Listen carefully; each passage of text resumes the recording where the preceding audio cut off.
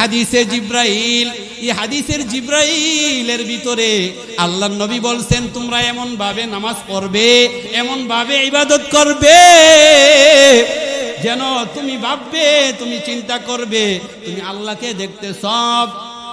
আর যদি তুমি এতটুকু চিন্তা না করতে পারো, রে আল্লাহর বান্দা বান্দির দল, এরকম চিন্তা ফিকির করে যদি নামাজ না পড়তে পারো, এতটুকু কমপক্ষে চিন্তা করবা যে স্বয়ং আল্লাহ অবশ্যই আমাকে দেখতেছে, ঠিক কিনা বলেন? আর এটা তো বাস্তব। তো ওই ছেলে, বুজুর্গ ছেলে, ওই মেয়ের কথা যখন শুনাইল, এই মেয়েও তোমার জন্য রাজি হবে, তোমার কাছে বিবাহ বসবে। তখন এই আল্লাহর ওলি, আল্লাহর বুজুর্গ শাহ সুজা কিরমানি রহমাতুল্লাহি আলাইহি ওই মেয়েটার বিবাহ তার সাথে সম্পূর্ণ করালেন। বুকরা পরে সাদা সিধা ভাবে বিবাহ দিয়ে দিলেন। বিবাহ দেওয়ার পর ওই মেয়েটাকে বললেন, হ্যাঁ রে আমার মেয়ে, তুমি যাও তোমার স্বামীর ঘরে যাও। মেয়েটাকে নিয়ে রওনা হলাম। ওই যুবকের কোনো মতে টাকার মতন একটা ঘর আছে, ওই ঘরে ঢুকবে। মেয়েটা একটা পা ভিতরে দিছে, পা দেওয়ার সাথে সাথে মেয়েটা আবার পা বাহিরের দিকে নিয়ে আসছে, বলতেছে সর্বনাশ সর্বনাশ, হে আমার বাবা, আপনি কোন ছেলের কাছে আমাকে বিবাহ দিলেন? ছেলে তো বুঝতে পারছে। ছেলে বলতেছে, বুজুর্গ আমি তো আগেই বলছিলাম যে আপনার মেয়ে আমাকে গ্রহণ করে নেবে না, আমার ঘর দেখলে, আমার রুম দেখলে সে পছন্দ করবে না, ঠিক কিনা বলেন? আমি আগেই কিন্তু বলছিলাম। এই কথা বলার পর মেয়েটা বলতেছে, আরে যুবক, আমি তোমার গরিবী হালত, আমি তোমার মিসকিনি হালত দেখে আমার বাবাকে আমি এই কথা বলি নাই। الحمد لمن قدر خيرا وخبالا والشكر لمن صور حسنا وجمالا والشكر لمن صور حسنا وجمالا فرد صمد عن صفة الخلق بريء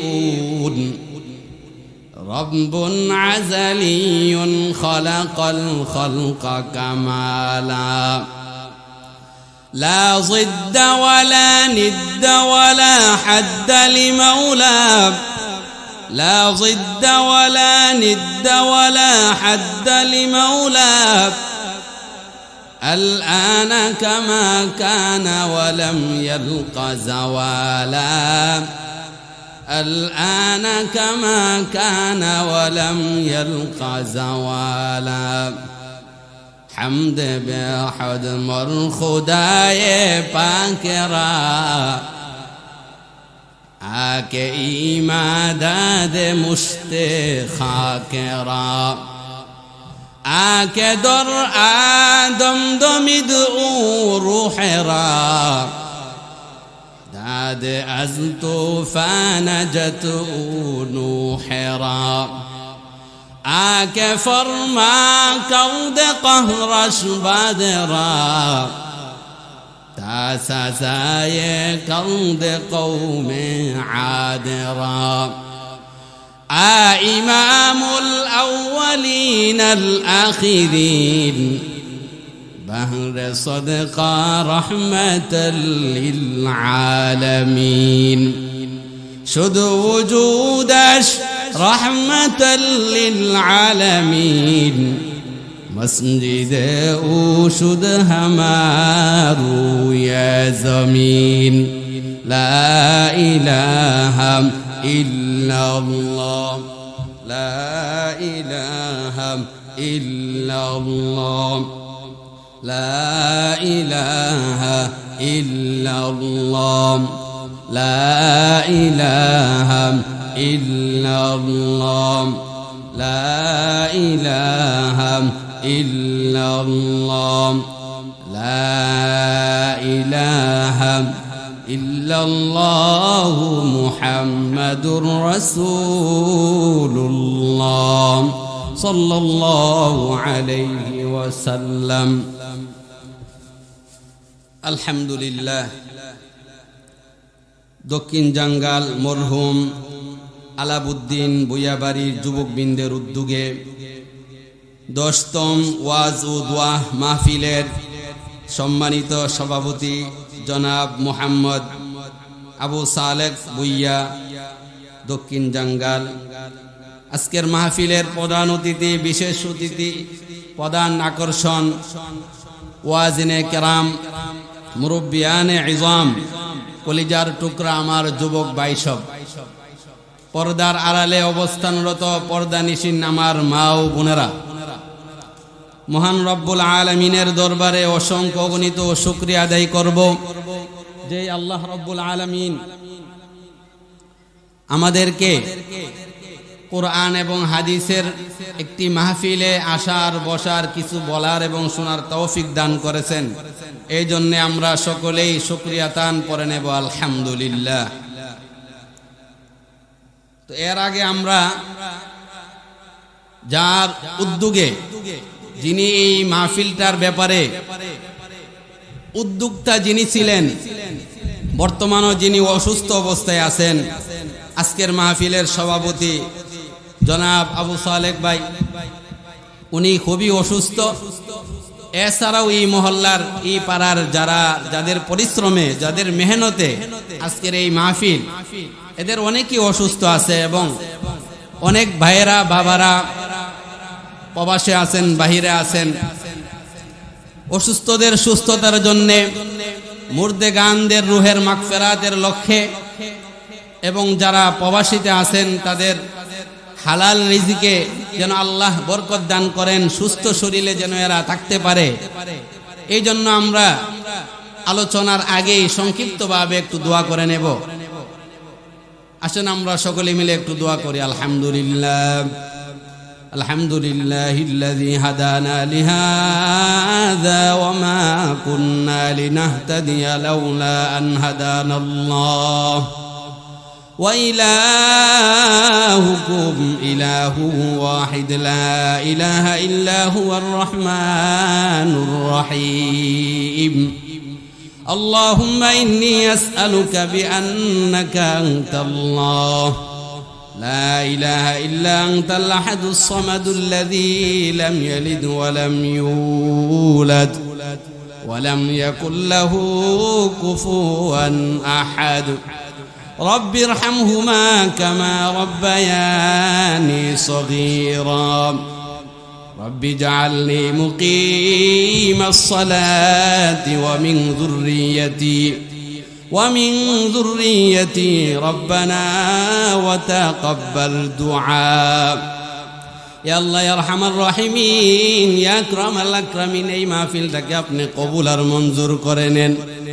আল্লাহ এই মাহফিলটাকে এই মহল্লা এবং এই এলাকার প্রত্যেকটি মুর্দেগানের জন্য নাজাতের জরিয়া হিসাবে কবুল করে নেন। আয় আল্লাহ, এই মহল্লার যারা এই মাহফিল করে গেছেন, শুনে গেছেন, আজ তারা দুনিয়াতে নাই। আয় আল্লাহ, আবু সালেক ভাইয়ের এক ভাই ছিলেন আবুল হক ভাই, উনিও চলে গেছেন। জনাব আব্দুল ওয়াহিদ মিয়া সাহেব চলে গেছেন, জনাব লতিফ মিয়া সাহেব। এছাড়া এই মহল্লার যারাই দুনিয়ার থেকে চলে গেছে, আল্লাহ সকলের কবরগুলোকে আপনি জান্নাতের বাগান বানায়া দেন। আল্লাহ, যারা জীবিত আছে এদের হায়াতে বরকত দান করেন, এদের কামাই রুজিতে বরকত দান করেন। আল্লাহ, সুস্বাস্থ্যের মালিক বানিয়ে দেন। আয় আল্লাহ, যারা অসুস্থ আছে সবাইকে সুস্থ করে দেন। আল্লাহ, বিশেষ করে মাবুদ, আয় আল্লাহ, এই মাহফিলটা যিনি, আয় আল্লাহ, যার পরিশ্রমে মেহনতে শুরু হয়েছিলেন, আয় আল্লাহ, জনাব আবু সালেক ভাই, আয় আল্লাহ, অসুস্থ অবস্থায় বিছানায় শুয়ে থাকে, অসুস্থ অবস্থায় বাড়ি থেকে বের হতে পারে না। আয় আল্লাহ, উনাকে আপনি পরিপূর্ণ সুস্থতার মালিক বানিয়ে দেন, উনাকে পরিপূর্ণ সুস্থ করে দেন, উনার জীবনের সবগুলি গুনাহ খাতা আপনি মাফ করে দেন। আরো যারা এই আলাবউদ্দিন বাড়ির আরো যারা অসুস্থ আছে সবাইকে আপনি সুস্থ করে দেন। আল্লাহ, আয় আল্লাহ, যারা জীবিত আছে প্রত্যেকের কামাই রুজিতে আপনি বরকত দান করেন। আয় আল্লাহ, আমাদের দোয়া আপনি কবুল আর মঞ্জুর করে নেন। এই এলাকার প্রত্যেকটি ঘরে ঘরে কোরআন পড়নেওয়ালা হাদিস পড়নেওয়ালা মানুষ আপনি তৈরি করে দেন। এই এলাকা থেকে আযাব গজব আপনি উঠায় আনেন আল্লাহ। আমাদের সকলকে বারবার হজ উমরা করার তৌফিক দেন। আপনার হাবিবের রওজার পাশে দাঁড়াইয়া বারবার সালাতু সালাম জানাইবার তৌফিক দান করেন আল্লাহ। আমাদের সকলের দোয়া আপনি কবুল আর মঞ্জুর করে নেন। وصلى الله تعالى على خير خلقه محمد وعلى آله وأصحابه أجمعين آمين برحمتك يا أرحم الراحمين। সম্মানিত হাজিরিন, আমি আপনাদের সম্মুখে সূরাতুল কাহাফ থেকে সূরাতুল কাহাফের 46 নং আয়াত 46 নং আয়াতে কারিমা তেলাওয়াত করেছি। রাসূলুল্লাহ সাল্লাল্লাহু আলাইহি ওয়াসাল্লামের অসংখ্য গণিত হাদিস থেকে হযরত আবু হুরায়রা রাদিয়াল্লাহু তাআলা আনহু থেকে বর্ণিত একটি হাদিস আমি পাঠ করেছি। তিলাওয়াতকৃত আয়াত এবং হাদিসকে সামনে রেখে নির্ধারিত সময়ের ভিতরে কিছু বলার চেষ্টা করব। ওয়ামা তাওফীকি ইল্লা বিল্লাহ। আমার তিলাওয়াতকৃত আয়াতে রব্বে কারীম বলেন, আল মালু ওয়াল বানুনা যিনাতুল হায়াতিদ দুনিয়া ওয়াল বাকিয়াতুস সালিহাতু খায়রুন ইনদা রাব্বিকা সাওয়াবা خير عند ربك ثوابا وخير عملا। আল্লাহ রাব্বুল আলামিন বলেন, দুনিয়ার ধন দৌলত এবং তোমাদের সন্তান সন্ততি এগুলো হলো দুনিয়ার চাকচিক্য, দুনিয়ার জন্য এগুলো হলো শোভা। দুনিয়ার সৌন্দর্যই হলো সন্তান সন্ততি এবং দুনিয়ার ধন দৌলত। ওয়াল বাকিয়াতুস সালিহাতু খায়রুন ইনদা রাব্বিকা সাওয়াবা। এবং বাকিয়াতুস সালিহাত অর্থাৎ চিরস্থায়ী নেক আমল, স্থায়ী নেক আমল। আল্লাহ বলতেছেন যে স্থায়ী নেক আমল, এই নেক আমলের সওয়াব আপনার রবের নিকট অনেক বেশি। ওয়াল বাকিয়াতুস সালিহাতু খায়রুন ইনদা রাব্বিকা সাওয়াবা। আপনার রবের নিকট হইল উত্তম, আপনার রবের নিকট স্থায়ী আমল এটা হইল উত্তম। যে আমল ধারাবাহিকতা চলতেই থাকে এমন আমলকে বলা হয় বাকিয়াতুস সালিহাত। ওয়া খায়রুন আমালা। এবং এই সমস্ত আমল আশা আকাঙ্ক্ষা পূরণের দিক দিয়েও শ্রেষ্ঠ। আপনাদেরকে আমি আয়াতের অর্থ শুনাইলাম। দুনিয়াতে কোনো মানুষের, কোনো মার, কোনো বাবার শান্তি লাগে না যদি ওই মাটার আর ওই বাবাটার কোনো সন্তানাদি না থাকে, ঠিক কিনা বলেন? সন্তানাদি যাদের নাই তারা বুঝে যে সন্তান যে কত বড় আল্লাহর দেওয়া নিয়ামত। এবং যাদের সম্পত্তি নাই, একবারে নিঃস্ব গরিব মিসকিন ফকির, তারাও বুঝে যে সম্পদ যে কি পরিমাণ দামি। এই জন্য ধন দৌলত এটাও আল্লাহর দেওয়া নিয়ামত, সন্তান সন্ততি এটাও আল্লাহর দেওয়া নিয়ামত। এই জন্য আল্লাহর দেওয়া সন্তান সন্ততি পাওয়ার পর আল্লাহর শুকরিয়া আদায় করতে হবে বেশি বেশি করে। সন্তানের কতগুলো হক আছে, এই হকগুলো আদায় করা লাগবে। আমি আর আপনি বাবা হয়ে, কোনো মা যদি মা হয়ে তার ছেলে মেয়ের হক আদায় না করে, ভবিষ্যতে ওই ছেলে মেয়েও ওই মা বাবার হক আদায় করবে না। তাহলে মা বাবার কাছেও সন্তানের কিছু হক পাওনা আছে, কিছু হক পাবে। আবার মাতা পিতাও সন্তানের কাছে কিছু হক পাবে, পাওনা আছে। তো আগে কাটটা, আগে সন্তানেরটা আদায় করতে হবে। আল্লাহর নবীর সাহাবী হযরতে আবু হুরায়রা রাদিয়াল্লাহু তাআলা আনহু বলেন, আল্লাহর নবী বিশ্ব নবী রাহমাতুল লিল আলামিন বলেছেন, সন্তান তার মাতা পিতার নিকট তিনটা হক পাওনা। কয়টা হক? তিনটা। এই হাদিসের ভিতরে আল্লাহর নবী তিনটা হকের কথা বলছেন। তিনটা হক, এর মধ্যে এক নম্বর হক, এই সন্তান ভূমিষ্ঠ হওয়ার পর 7 দিনে, 7ম দিনে অথবা আর কিছুদিন পরে হলেও তার জন্য সুন্দর একটা নাম রাখতে হবে। সুন্দর একটি নাম, সুন্দর নাম, কোরআন ভিত্তিক নাম, হাদিস ভিত্তিক নাম, যেই নামটাকে ইসলামে সাপোর্ট দেয়, ইসলাম গ্রহণ করে এমন একটা নাম রাখতে হবে। এমনে সেমনে বাজে নাম, যেই নামের অর্থ সুন্দর নয়, যেই নাম কোরআনে নিষেধ করে, হাদিসে নিষেধ করে, ইসলামে নিষেধ করে, এমন নাম রাখা যাবে না।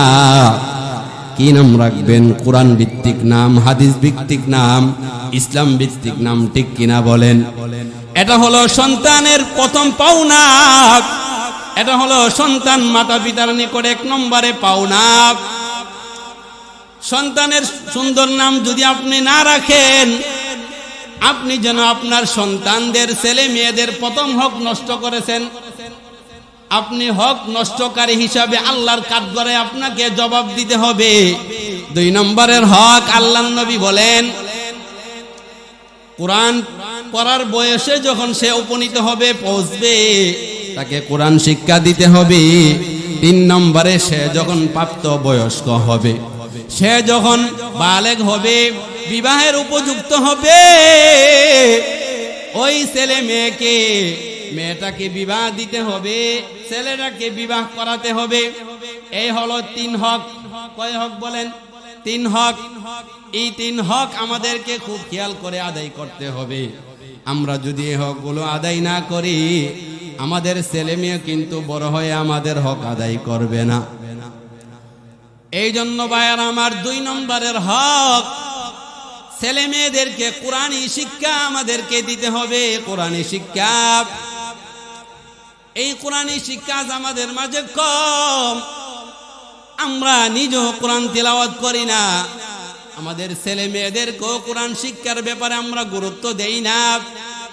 না দেওয়ার কারণে আজ ছেলেরা কোরআন থেকে বহু দূরে, নবীর হাদিস থেকে বহু দূরে হওয়ার কারণে গুমরা হয়ে যাচ্ছে।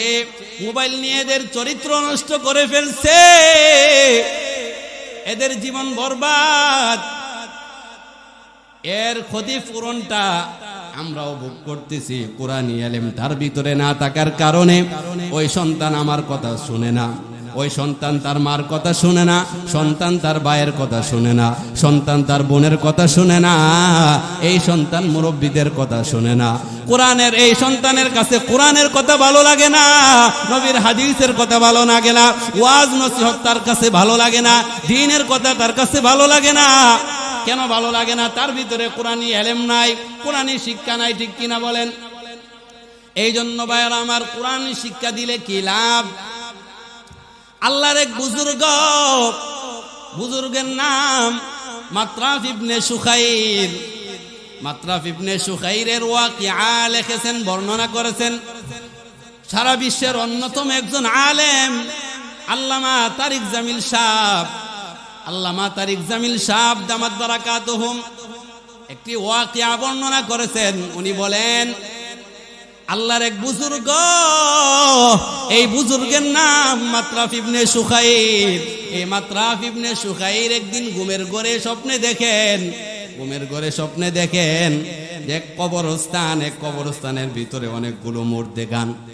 কবরস্থান দেখলেন স্বপ্নে, দেখতেছেন কবরস্থানের মুর্দেগানরা কি যেন তালাশ করতেছে, অনুসন্ধান করতেছে, কুড়াচ্ছে, কি কুড়াই আনতেছে, কি সংগ্রহ করে যেন আনতেছে। কিন্তু একজন মুরব্বী, একজন বৃদ্ধ বাবা, ওই বাবাটা পাশে বসা, সে সওয়াব অন্বেষণ করে নাই, সে দূরে বসে বসে দেখতেছে তারা যে এইগুলো করতেছে, সে দূরে বসে বসে দেখতেছে। আর এরা সওয়াব সংগ্রহ করতেছে।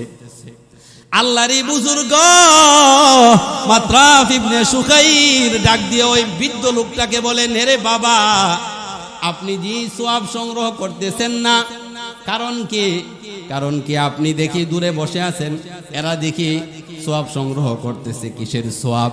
বলে কবরস্থানের পাশ দিয়ে যারা যায়, যাওয়ার সময় আলহামদুলিল্লাহ সূরা পাঠ করে, সূরা ইখলাস পাঠ করে, সূরা তাকাসুর পাঠ করে, দুরূদ শরীফ পাঠ করে কিনা বলেন?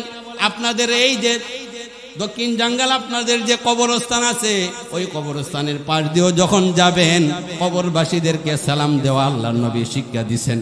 সূরা ফাতিহা পড়বেন, আলহামদুলিল্লাহ সূরা পড়বেন, আপনি যতটুকু পারেন ততটুকু পড়বেন।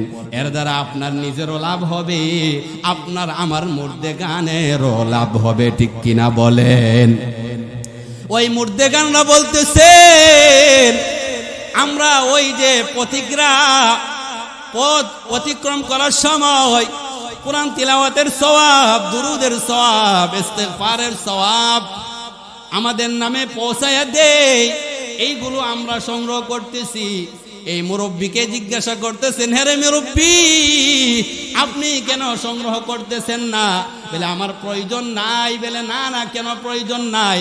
আপনার প্রয়োজন নাই কেন? উনি বলেন, আমি দুনিয়াতে একজন সন্তান রেখে আসছি, এমন একজন সন্তান, যেই সন্তানটা হলো কোরআনের হাফেজ। জুড়ে বলেন সুবহানাল্লাহ। ওই সন্তান কোরআনের হাফেজ। আমার এই সন্তান অমুক বাজারে মিষ্টি বিক্রি করে, মিষ্টি, সে সারাদিন মিষ্টি নিয়ে ব্যস্ত, মিষ্টি বানাচ্ছে, মিষ্টি আবার বিক্রি করছে, কিন্তু ফাঁকে ফাঁকে দেখা যায় তার জবান দিয়া কোরআনুল কারীমের তিলাওয়াত জারি। জুড়ে বলেন সুবহানাল্লাহ। তালিয়ে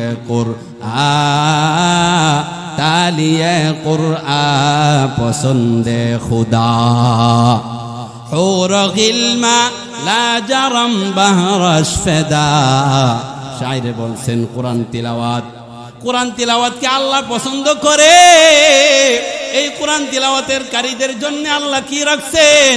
শায়রে বলছেন, যারা কোরআন তিলাওয়াত করবে তাদের জন্য আল্লাহ এমন এমন হুর গিলমান প্রস্তুত করে রেখেছেন, আল্লাহ সৃষ্টি করে রেখেছেন, যে এমন একজন হুর আছে, যে হুর যদি দুনিয়ার সমুদ্রে একটু তুতু নিক্ষেপ করে, দুনিয়ার সমুদ্রে যদি তুতু নিক্ষেপ করে, দুনিয়ার সকল সমুদ্রের পানি মিষ্টি রূপান্তরিত হয়ে যাবে। বলেন সুবহানাল্লাহ। এমনও হুর আল্লাহ, এমনও গিলমান আল্লাহ তৈরি করে রাখছেন। তাহলে কোরআন তিলাওয়াত করে আমার ছেলে, আর মিষ্টি বিক্রি করে, কিন্তু ফাঁকে ফাঁকে সে নিম্ন আওয়াজ দিয়ে কোরআন তিলাওয়াত করে। সে এমনকি সারাদিনে আমার জন্য এক খতম কোরআন তিলাওয়াত করে। কয় খতম বলেন? এক খতম। সম্ভব কিনা বলেন? সম্ভব। আমাদের বুজুর্গরা, আকাবিরিনরা এরকম করেছেন, সারাদিন এক খতম। কেন? তারা দিনে রাতে 61 খতম, সারা রমজানে দিছেন 61 খতম, 62 খতম, দিনে খতম দিছেন, রাতে আরেক খতম দিছেন, তারাবিতে খতম দিছেন। এইভাবে তারা শুধু কোরআন তিলাওয়াত নিয়ে শুধু ব্যস্ত থাকতেন। আমরা আজ মোবাইল নিয়ে ব্যস্ত। এই জন্য আমাদের আজ দুর্ভাগা, আমাদের কপাল বড় খারাপ। এই জন্য ভাইয়েরা আমার, ওই মুরব্বী বলতেছেন, এরে বুজুর্গ, আমার যে সন্তান রেখে আসলাম, আমার এই সন্তানটা আমার জন্য এক খতম কোরআন দৈনিক তিলাওয়াত করে। জুড়ে বলেন সুবহানাল্লাহ। এই জন্য আমার আর সওয়াবের প্রয়োজন নাই, আমি তাদের সাথে অন্বেষণ করতেছি না। আল্লাহর বুজুর্গ মাতরাফ ইবনে সুখাইর বলেন, আমার যখন ঘুম ভেঙে গেল, ঘুম ভাঙার পর ফজরের নামাজ পড়লাম। ফজরের নামাজ পড়ে আমি স্বপ্নে যুগে যে বাজারের নাম আমাকে বলল, ওই বাজারের দিকে আমি রওনা হয়ে গেলাম। ওই বাজারে গিয়ে দেখি আল্লাহর এক বান্দা যুবক ঠিকই এমন একটা দোকানে মিষ্টি বিক্রি করে, মিষ্টি বানায়, তার কাজে শুধু এটা। আর তার কাছে আমি গিয়ে দেখলাম কি যেন নিম্ন আওয়াজ দিয়ে সে যেন কি পাঠ করতেছে। জোরে বলেন সুবহানাল্লাহ। এমন সন্তান কাজের ফাঁকে ফাঁকেও কোরআন তিলাওয়াত করে। বুজুর্গ বললেন, এই সন্তান, তুমি বড় ভাগ্যবান সন্তান, তোমার কপাল খুবই ভালো, তোমার সামনের জগৎ আলোকময় হবে, আলোকময়। তোমার বাবার রূহ তোমাকে দোয়া দিচ্ছে। আল্লাহর বুজুর্গ তার সাথে কথোপকথন করে চলে আসলেন। এইভাবে আবার কয়েক বছর চলে গেল।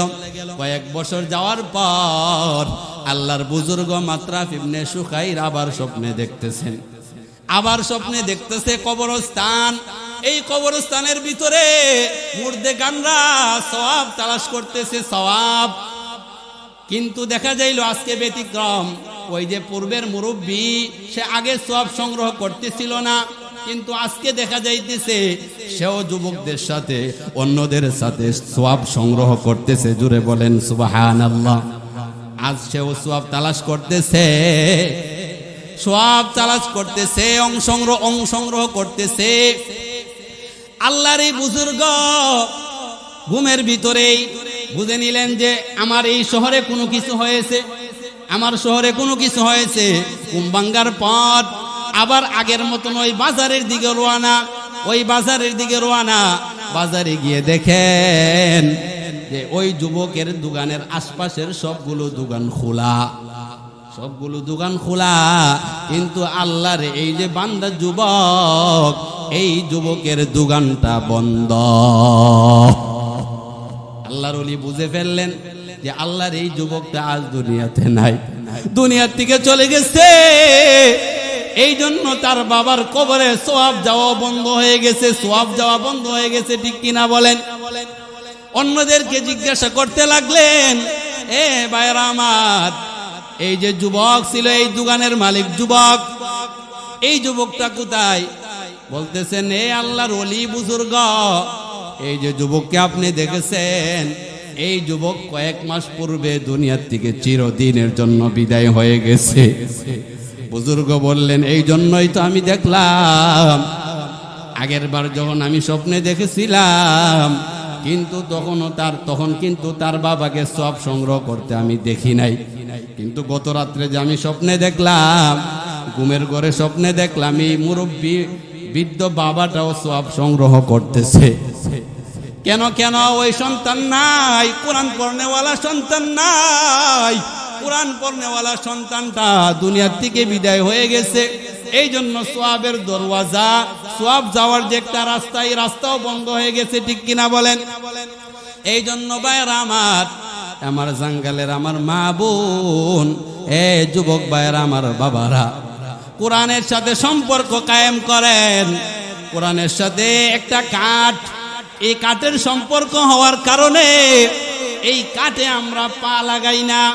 এই কাঠে যদি কোনো কারণে বলে পা লেগে যায়, এই কাঠটাকে আমরা সালাম করি। ঠিক কিনা বলেন? কিন্তু আপনার আমার ঘরে কত কাঠ আছে, আমরা খাটে কিন্তু ঘুমাই, আমরা সোফাতে বসি, চেয়ারে বসি, আমাদের ঘরে ঢুকতেও কিন্তু কাঠ আছে। অনেক জায়গাতেই খাট ব্যবহার করি, কিন্তু কোনো কাঠে যদি পা লাগে আমরা কিন্তু সালাম করি না। ঠিক কিনা বলেন? কিন্তু যে আল্লাহর কালাম, যে আল্লাহর মহাগ্রন্থ কোরআন, যেই কাঠে রাখা হয় রিহাল, এই রিহালে যদি একটু পা ভুলেও লেগে যায়, তবু কিন্তু আমরা সাথে সাথে সালাম করি। ঠিক কিনা বলি? এই জন্য এই কোরআনের সাথে সম্পর্ক কায়েম করেন। কোরআন তিলাওয়াত নিজে শিখেন, নিজের সন্তানকে শিখান। এটা হলো সন্তান আপনার কাছে পাওনা, সন্তান আপনার কাছে পাওনা। সন্তানকে আর কি শিক্ষা দিয়ে যাবেন? সন্তানকে ব্যবসা দিয়ে যাবেন, চাকরি দিয়ে যাবেন? এই সন্তান একদিন আপনার নাম নিবে না, আপনার জন্য দোয়া করবে না। কিন্তু এই সন্তানটাকে যদি কোরআনের শিক্ষা দিয়ে যান, নবীর হাদিসের শিক্ষা দিয়ে যান, এই সন্তানটা 5 ওয়াক্ত নামাজ পড়বে।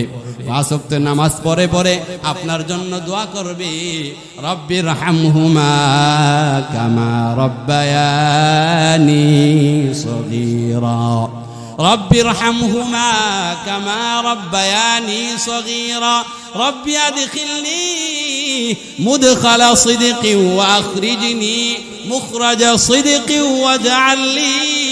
ওয়াজআল লি মিন লাদুনকা সুলতানান নাসীরা। এইভাবে দোয়া করবে, রব্বি হাবলি হুকমান ওয়া আলহিকনি বিস সালিহিন। সবার জন্য দোয়া করবে কিনা বলেন? এই জন্য ভাইয়েরা আমার, এটা হলো আমাদের কাছে আমাদের সন্তান নেদায়েরা পাওনা একটা হক। আল্লাহর এক বুজুর্গের নাম শাহ সুজা কিরমানি রহমাতুল্লাহি আলাইহি। শাহ সুজা কিরমানি রহমাতুল্লাহি আলাইহি ছিলেন একজন বাদশাহ, উচ্চ পর্যায়ের বাদশাহ। এই বুজুর্গ বাদশাহী ছেড়ে বুজুর্গি লাইনে চলে আসছেন। বুজুর্গি লাইনে চলে আসার পর ওনার একজন মেয়ে সন্তান, কন্যা সন্তান। এই কন্যা সন্তানকে বিবাহ দেওয়ার জন্য ওনার ভিতরে চিন্তা চেতনা ঢুকলো যে আমি বাদশাহী ছেড়ে চলে আসলাম আল্লাহকে পাওয়ার জন্যে, আল্লাহকে খুশি করার জন্যে। কাজে আমার মেয়েটাকে একজন দিনদার মানুষের কাছে বিবাহ দিতে হবে, একজন বুজুর্গ, একজন নামাজি মানুষের কাছে আমার মেয়েটাকে বিবাহ দিতে হবে। আল্লাহর এই বুজুর্গ শাহ সুজা কিরমানি রহমাতুল্লাহি আলাইহি এই ওয়াকিয়াটি হাকিমুল উম্মত মুজাদ্দিদুল মিল্লাত আশরাফ আলী থানভী রহমাতুল্লাহি আলাইহি বর্ণনা করেছেন। এই বুজুর্গ যখন এইভাবে চিন্তা করতে লাগলেন, এই চিন্তা করতে করতে একদিন মসজিদে নামাজ পড়তেছে, দেখে নামাজের পরে দেখতেছে যে একজন যুবক খুব ইতমিনানের সাথে গুরুত্ব সহকারে নামাজ পড়তেছে। কিন্তু ওই জমানাতে এরা ভাবতেন যে যেই ব্যক্তিরা সুন্দরভাবে নামাজ পড়ে, যার নামাজের রুকু সুন্দর, যার নামাজের সেজদা সুন্দর, যার নামাজের কেরাত সুন্দর, যার নামাজের উঠা বসা সুন্দর, অর্থাৎ যার নামাজটা সুন্দর, সেই বড় আবেদ ব্যক্তি, সে হলো মুত্তাকি ব্যক্তি। ওই যুবকটাও খুব সুন্দরভাবে নামাজ পড়তেছিলেন। ওই যুবকটা নামাজ পড়ার পর আল্লাহর বুজুর্গ শাহ সুজা কিরমানি রহমাতুল্লাহি আলাইহি গিয়ে জিজ্ঞাসা করতেছেন, হে রে যুবক, তুমি কি বিবাহ করছো? যুবক বলে, না না, আমি বিবাহ করি না। আমি বিবাহ করি না, আমি এত অসহায়, আমি গরিব, আমার কিছু নাই, আমার কাছে কে বিবাহ দিবে? বুজুর্গ বলেন, হে রে যুবক, তুমি কি কোথাও কোনো প্রস্তাব দিয়েছো কিনা বলো। বলে, না না, আমি দিব কেন? কারণ আমি জানি আমার কাছে কেউ বিবাহ দিবে না, আমি কেন প্রস্তাব দিতে যাব? এই জন্য আমি কোথাও প্রস্তাব দেই নাই। বুজুর্গ বলেন, হে রে যুবক, তোমার কাছে যদি শাহ সুজা কিরমানি রহমাতুল্লাহি আলাইহি মেয়েকে যদি বিবাহ দেওয়া হয়, তুমি বিবাহ করবা কিনা বলো। এই যুবক তখন চিৎকার মেরে বলতেছে, আপনি কি বলেন? আমার বসার জায়গা নাই, ঘুমার জায়গা নাই, আমার কোনো কিছু নাই, আমি একজন মিসকিন বললেও চলে। আমার কাছে কি এত বড় একজন বুজুর্গ, এত বড় একজন আল্লাহর ওলির মেয়েকে আমার কাছে বিবাহ দিবে? এটা কি আপনি আমার সাথে মজা করতেছেন নাকি? বলেন, মজা করতেছেন? উনি বলতেছেন বাস্তবে, কিন্তু ওই যুবক মনে করছে যে আমার সাথে মনে হয় মজা করতেছে, মজাক। আল্লাহর বুজুর্গ বলেন, আরে যুবক, আমি তোমার সাথে মজা করি না, তুমি চিনোনি, তুমি জানোনি, আমি হইলাম শাহ সুজা কিরমানি রহমাতুল্লাহি আলাইহি। এতক্ষণ আমি আমাকে গোপন রেখেছিলাম, এখন আমার নামটা আমি তোমাকে প্রকাশ করে দিলাম। আমি নিজেই বলতেছি আমার মেয়েটাকে তোমার কাছে বিবাহ দিব, তুমি বলো আমার মেয়েটাকে তুমি বিবাহ করবানি? ওই যুবক তখন ডাক দিয়া বলে, এই আল্লাহর ওলি, আপনি তো বলছেন ঠিক আছে, আপনি আপনার মেয়েকে আমার কাছে বিবাহ দিবেন, আপনার পক্ষ থেকে আপনি রাজি, ঠিক আছে, তবে আপনার মেয়েকে আমার মতন গরিব, আমার মতন অসহায় একজন ছেলেকে সে কি গ্রহণ করে নিবে? বলেন, গ্রহণ করে নিবে? বুজুর্গ তখন ডাক দিয়া বলে, আল্লাহর বান্দা যুবক, এত পেরেশানির তোমার কারণ নাই, তোমার এত চিন্তার কারণ নাই। আমি আমার মেয়ের কাছ থেকে কথা নিয়ে আসছি, আমার মেয়ের ওয়াদা আমি নিয়ে আসছি। আমার মেয়ে বলছে এই ধরনের ছেলের কাছে আমার মেয়ে বিবাহ করবে, যেই ছেলেটা সুন্দরভাবে নামাজ পড়ে। কারণ আল্লাহর নবী সাল্লাল্লাহু আলাইহি ওয়াসাল্লাম হাদিসে জিব্রাইলের এক অংশে বলেছেন, আন তা'বুদাল্লাহা কাআন্নাকা তারাহু ফাইন লাম তাকুন তারাহু ফাইন্নাহু ইয়ারাক। হাদিসে জিব্রাইল, এই হাদিসের জিব্রাইলের ভিতরে আল্লাহর নবী বলছেন তোমরা এমন ভাবে নামাজ পড়বে, এমন ভাবে ইবাদত করবে যেন তুমি ভাববে, তুমি চিন্তা করবে তুমি আল্লাহকে দেখতে সব। আর যদি তুমি এতটুকু চিন্তা না করতে পারো, রে আল্লাহর বান্দা বান্দির দল, এরকম চিন্তা ফিকির করে যদি নামাজ না পড়তে পারো, এতটুকু কমপক্ষে চিন্তা করবা যে স্বয়ং আল্লাহ অবশ্যই আমাকে দেখতেছে, ঠিক কিনা বলেন? আর এটা তো বাস্তব। তো ওই ছেলে, বুজুর্গ ছেলে, ওই মেয়ের কথা যখন শুনাইল, এই মেয়েও তোমার জন্য রাজি হবে, তোমার কাছে বিবাহ বসবে। তখন এই আল্লাহর ওলি, আল্লাহর বুজুর্গ শাহ সুজা কিরমানি রহমাতুল্লাহি আলাইহি ওই মেয়েটার বিবাহ তার সাথে সম্পূর্ণ করালেন। বুকরা পরে সাদা সিধা ভাবে বিবাহ দিয়ে দিলেন। বিবাহ দেওয়ার পর ওই মেয়েটাকে বললেন, হ্যাঁ রে আমার মেয়ে, তুমি যাও তোমার স্বামীর ঘরে যাও। মেয়েটাকে নিয়ে রওনা হলাম। ওই যুবকের কোনো মতে টাকার মতন একটা ঘর আছে, ওই ঘরে ঢুকবে। মেয়েটা একটা পা ভিতরে দিছে, পা দেওয়ার সাথে সাথে মেয়েটা আবার পা বাহিরের দিকে নিয়ে আসছে, বলতেছে সর্বনাশ সর্বনাশ, হে আমার বাবা, আপনি কোন ছেলের কাছে আমাকে বিবাহ দিলেন? ছেলে তো বুঝতে পারছে, ছেলে বলতেছে, বুজুর্গ আমি তো আগেই বলছিলাম যে আপনার মেয়ে আমাকে গ্রহণ করে নেবে না, আমার ঘর দেখলে, আমার রুম দেখলে সে পছন্দ করবে না, ঠিক কিনা বলেন? আমি আগেই কিন্তু বলছিলাম। এই কথা বলার পর মেয়েটা বলতেছে, আরে যুবক, আমি তোমার গরিবী হালত, আমি তোমার মিসকিনি হালত দেখে আমার বাবাকে আমি কথা বলি নাই, এই জন্য আমার বাবাকে আমি কথা বলি নাই। আরে যুবক, আমি কি জন্য আমার পা বাইরে নিয়ে গেলাম তুমি একটু শোনো।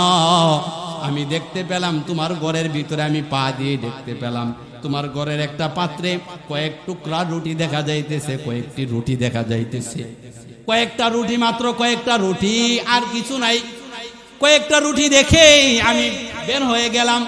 আমি চিন্তা করলাম যে আমার বাবা কোন যুবকের কাছে আমাকে বিবাহ দিল, যেই যুবক সামনে কি খাবে তার জন্য রুমের ভিতরে, ঘরের ভিতরে রুটির ব্যবস্থা করে রাখছে, রুটির ব্যবস্থা করে রাখলো। মনে হয় এই যুবকের ভিতরে আল্লাহর প্রতি ভরসা নাই। নাউজুবিল্লাহ বলেন। আসলে ভরসা আছে নাকি নাই? আছে। কোন পর্যায়ের ভরসা নাই? এই মেয়ে যেই পর্যায়ে আল্লাহকে ভরসা করে ওই পর্যায়ে না, একটু কম। তখন এই যুবকটা বলল, হে রে মেয়ে, তুমি যে আমার ঘরে রুটিগুলো দেখলা, কেন আমি রুটিগুলি রাখলাম তুমি জানোনি? বলে না, কেন রাখলেন? বলতেছে, হে আল্লাহর বান্দি যুবতী, আমি রোজা রাখলাম, আমি আজকে রোজা, আমি ইফতারি করার জন্য এই রুটিগুলো আগে আমি প্রস্তুত করে রাখলাম যেন আমি ইফতারি করতে পারি। এই কথা শোনার সাথে সাথে আল্লাহর এই বান্দি যুবতী বলতেছে, আল্লাহর এই বান্দি যুবতী বলেন, আরে যুবক, তোমার ভিতরে পরিপূর্ণ তাওয়াক্কুল নাই, তোমার ভিতরে 100 তাওয়াক্কুল নাই। বলে কেমনে, কেন নাই? বলতেছে, আরে যুবক, তুমি যে আল্লাহর জন্য রোজা রাখছো, এই আল্লাহই তো তোমাকে ইফতারির সময় ইফতারির ব্যবস্থা করে দিবে। বলেন সুবহানাল্লাহ। কেমন তাওয়াক্কুল! বলতেছে, এই যুবক, তুমি আল্লাহর জন্য রোজা রাখছো, ইফতারির টাইম যখন হবে, ইফতারির সময় যখন হবে, তোমাকে তো আল্লাহ ইফতার করাবে, এর জন্য তোমাকে আগে থেকে রুটি তৈরি করে রাখার কোনো দরকার ছিল না। এটা ছিল ওই মেয়ের কাছে তাওয়াক্কুল, একবারে পরিপূর্ণ তাওয়াক্কুল, যে তাওয়াক্কুলের উপরে আর কোনো তাওয়াক্কুল হতে পারে না। কিন্তু ভাইয়ারা আমার, এই ক্ষেত্রে একটা বিষয় বুঝেন, আমার চলার জন্য, জরুরতের জন্য, আমার প্রয়োজনের জন্য কোনো সামানাদি ব্যবস্থা করে রাখা, এটা তাওয়াক্কুলের পরিপন্থী না, তাওয়াক্কুলের বিপরীত না। আমি একটা, আমার টাকার জন্য ঘর প্রয়োজন, আমি চলার জন্য গাড়ির প্রয়োজন, আমি খানার জন্য আমার আসবাবপত্রের প্রয়োজন, এই আসবাবপত্রের ব্যবস্থা করে রাখা, চলার জন্য গাড়ি ব্যবস্থা করে রাখা, থাকার জন্য ঘর তৈরি করা, এইগুলো তাওয়াক্কুলের পরিপন্থী না? তাওয়াক্কুলের পরিপন্থী না। কিন্তু ওই মেয়েটা একবারে আল্লাহর পরিপূর্ণ বান্দি, আল্লাহর পরিপূর্ণ বান্দি, এত পরিপূর্ণ বান্দি, এত খুদাবিরু, এত তাওয়াক্কুলওয়ালা এই মেয়েটা কিভাবে হলেন? এই মেয়েটা এত বড় তাওয়াক্কুলওয়ালা, এত বড় আল্লাহর আশেক, এত বড় নবীর আশেক হলেন বাবার সোহবতে, বাবার নেক দুয়াই, বাবার ভালোবাসায়। বাবা থেকে এই মেয়েটা সব শিখছে। কারণ বাবা সে হইল বড় বুজুর্গ, ওই বাবার বুজুর্গর ঘরের এই মেয়েটা হয়েছে কি বুজুর্গ। এই জন্য আমার ছেলেকে যদি আমি সৎ বানাইতে চাই, আমার মেয়েটাকে যদি আমি সৎ বানাইতে চাই, আমাকে আগে সৎ হইতে হবে, ঠিক কিনা বলেন? আমার মেয়েটাকে যদি আমি নামাজি বানাইতে চাই, আমাকে আগে নামাজি হওয়া লাগবে। এই পর্দার আড়ালের আমার মা, আমার মেয়েটাকে যদি আমি পর্দাশীন বানাতে চাই, এ মা আপনাকে আগে পর্দা করা লাগবে। আপনার কথারও পর্দা আছে, আপনার চলারও পর্দা আছে। এখন তো বর্তমানে পর্দার মাসআলা নাই বললেই চলে, ঠিক কিনা বলেন? কথার কোনো পর্দা নাই, চলার কোনো পর্দা নাই, উঠা বসার কোনো পর্দা আমাদের সমাজে এখন নাই বললেই চলে। এইগুলো থেকে আমাদেরকে ফিরে আসতে হবে। ছেলে সন্তানদেরকে নামাজি বানান, মেয়েদেরকে নামাজি বানান, তাহলে আপনার সাথে সে বেয়াদবি করবে না, আপনার অবাধ্য হবে না, ঠিক কিনা বলেন? মুকুন চুস্তি নামাজে পাঞ্জে গানা, ফাওয়াইলুল লিল মুসাল্লিন আল্লাযীনা। মুকুন চুস্তি নামাজে পাঞ্জে গানা, ফাওয়াইলুল লিল মুসাল্লিন আল্লাযীনা الذين هم عن صلاتهم ساهون الذين هم يراءون ويمنعون الماعون। এই জন্য ভাইরা আমার, সন্তানের হক আমাদেরকে আগে দেওয়া লাগবে। আগে সন্তানের 3 হক। জন্ম হওয়ার পর তার সুন্দর নাম, 2 নম্বরে তাকে কোরআন শিক্ষা দেওয়া, 3 নম্বরে বিবাহের বয়সে যখন সে পৌঁছবে তাকে বিবাহ করানো। এই হকগুলো যদি আমরা আদায় না করি, কখনো আমাদের ছেলে মেয়েরা আমাদের হকগুলো আদায় করবে না।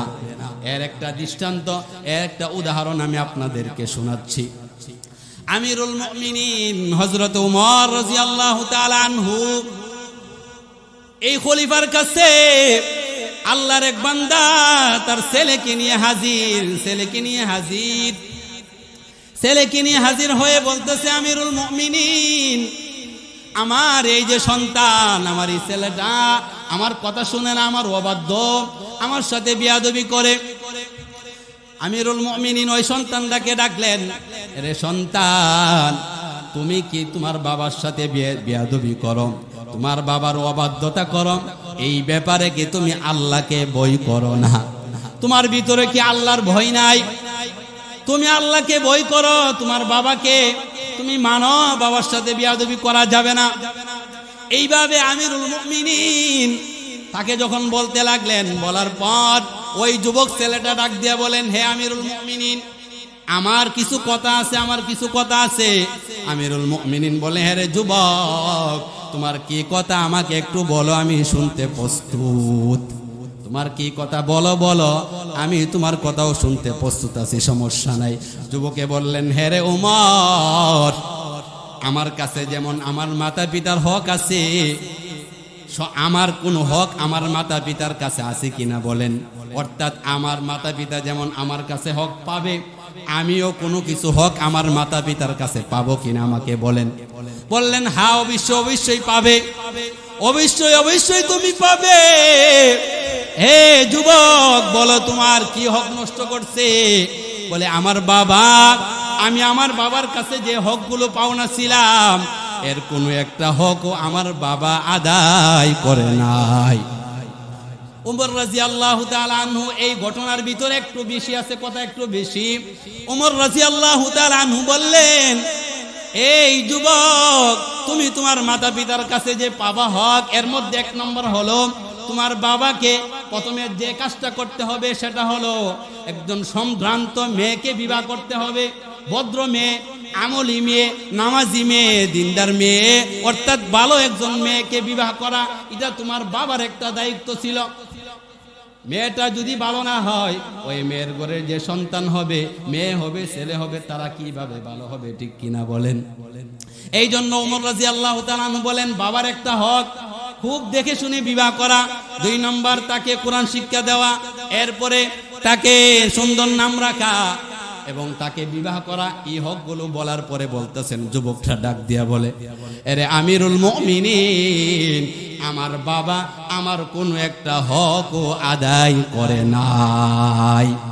অর্থাৎ আমার বাবা একজন নিচু বংশের মহিলাকে বিবাহ করছে, নিচু বংশের মহিলা, যেই মহিলাদেরকে সাধারণত মানুষেরা পছন্দ করে না। এটা হইল 1 নম্বরের হক নষ্ট করছে। 2 নম্বর আমার বাবা আমাকে কোরআনের কোনো শিক্ষা দেই নাই। 3 নম্বর আমার সুন্দর নাম রাখে নাই, আমার নাম রাখছে জাল। জাল বলেন, জাল কি একটা নাম হলো? আমার নাম রাখছে জাল। এইভাবে আমার হক নষ্ট করছে। ওমর রাদিয়াল্লাহু তাআলা আনহু তখন বাবাকে বললেন, হেরে বাবা, তোমার ছেলে যে অবাধ্য হওয়ার একমাত্র কারণ তুমি নিজেই। এই জন্য ভাইরা আমার, এই যে কিছু শুনলেন কথাবার্তা আমার পর্দার আড়ালের মা বোনেরা, আমার ভাই বাবারা, তাহলে ছেলে সন্তান ভালো হওয়ার জন্য আমাদের কিছু করণীয় আছে কিনা বলেন? আমাদের কিছু করণীয় অবশ্যই আছে। আল্লাহ তাআলা আমাদের সকলকে আমাদের যে করণীয়গুলো, এই করণীয়গুলো করার তৌফিক দান করুন, সকলে বলেন আমিন। এই পর্যন্ত আমি আপনাদেরকে সন্তানের হক, সন্তান যে মাতা পিতার কাছে পাবে, এই হক নিয়ে একটু আলোচনা করলাম। এরপরে আসেন, আল্লাহ এরপরের অংশে বলতেছেন, ওয়াল বাকিয়াতুস সালিহাত, বাকিয়াতুস সালিহাত খায়রুন ইনদা রাব্বিকা সাওয়াবা, আপনার রবের নিকট সওয়াব প্রাপ্তি হিসাবে উত্তম, শ্রেষ্ঠ। খায়রুন আমালা, এবং আশা আকাঙ্ক্ষা পূর্ণতার দিক দিয়েও শ্রেষ্ঠ। এবার আসেন বাকিয়াতুস সালিহাত কি? তাফসীরে জালালাইন, তাফসীরে মাযহারি, এই সমস্ত তাফসীরের কিতাবে বাকিয়াতুস সালিহাতের অনেকগুলো ব্যাখ্যা আসছে। এর মধ্যে একটা ব্যাখ্যা হলো, বাকিয়াতুস সালিহাতের একটা ব্যাখ্যা আমাদের নবীজি বলছেন। হযরত জাবের রাদিয়াল্লাহু তাআলা আনহু থেকে বর্ণিত, আল্লাহর নবী বলেন যে বাকিয়াতুস সালিহাত হলো সুবহানাল্লাহি ওয়াল হামদুলিল্লাহ ওয়া লা ইলাহা ইল্লাল্লাহু আল্লাহু আকবার। এই তাসবিহটা বেশি বেশি করে পড়া, এই তাসবিহটার নাম হইল বাকিয়াতুস সালিহাত। এই তাসবিহটার এত সওয়াব, এত সওয়াব। সুবহানাল্লাহি ওয়াল হামদুলিল্লাহি ওয়া লা ইলাহা ইল্লাল্লাহু আল্লাহু আকবার, এটা হলো একটা তাসবিহ। এই তাসবিহটা আপনারা বেশি বেশি করে পড়বেন তো ইনশাআল্লাহ। সুবহানাল্লাহি ওয়াল হামদুলিল্লাহি ওয়া লা ইলাহা ইল্লাল্লাহু আল্লাহু আকবার। এরপরে আরেকটা বাকিয়াতুস সালিহাতের ব্যাখ্যা হযরত আবু হুরায়রা রাদিয়াল্লাহু তাআলা আনহু বর্ণনা করেছেন। এর ভিতরে আল্লাহর নবী বলছেন যে বাকিয়াতুস সালিহাত কি? যে লা হাওলা ওয়ালা কুওয়াতা ইল্লা বিল্লাহিল আলিয়্যিল আযীম, লা হাওলা ওয়ালা কুওয়াতা ইল্লা বিল্লাহিল আলিয়্যিল আযীম। লা হাওলা ওয়ালা কুওয়াতা ইল্লা বিল্লাহ বেশি বেশি করে আমাদেরকে পাঠ করতে হবে। লা হাওলা ওয়ালা কুওয়াতা ইল্লা বিল্লাহ আমাদেরকে কি করতে হবে? বেশি বেশি করে পাঠ করতে হবে। সওয়াব জানেননি কি পরিমাণ সওয়াব? আচ্ছা, যাক, আল্লাহ তাআলা আমাদেরকে সুবহানাল্লাহ আলহামদুলিল্লাহ ওয়া লা ইলাহা ইল্লাল্লাহ আল্লাহু আকবার এই তাসবিহটা পড়বেন বেশি বেশি করে। আরেকটা আমল হলো লা হাওলা ওয়ালা কুওয়াতা ইল্লা বিল্লাহিল আলিয়্যিল আযীম। এর দ্বারা 99টা বিপদ আপদের অধ্যায় আল্লাহ দূর করে দেন। এর মধ্যে সর্বনিম্নটা হইল দুশ্চিন্তা, চিন্তা ভাবনা, চিন্তা দূর করে দেবেন। তাফসীরে জালালাইন, তাফসীরে ইবনে কাসির, তাফসীরে মাযহারি, সবগুলো কিতাবের ভিতরে এই কথাটা আসছে। আল্লাহ তাআলা আমাদের সকলকে লা হাওলা ওয়ালা কুওয়াতা ইল্লা বিল্লাহিল আলিয়্যিল আযীম বেশি বেশি করে পড়ার তৌফিক দান করুন। আমিন। ওয়া আখিরু দাওয়ানা আনিল হামদুলিল্লাহি রাব্বিল আলামিন।